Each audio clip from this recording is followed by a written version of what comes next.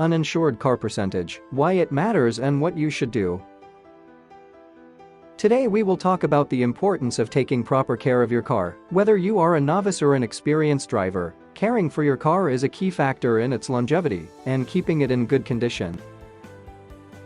Here are some important aspects to consider. Regular maintenance. Regular checks and maintenance of your vehicle will help prevent problems and improve its performance. Regular oil changes, checking and inflating tires, checking the battery and other technical procedures will help your car to be in excellent condition.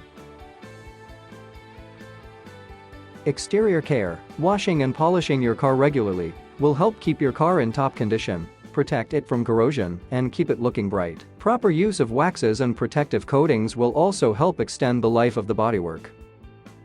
Attention to detail. In addition to basic care, do not forget about the rest of the car. Regularly check the operation of headlights, windshield washer nozzles, as well as the condition of windows and mirrors. Pay attention to the interior, removing debris, dust, and refreshing it.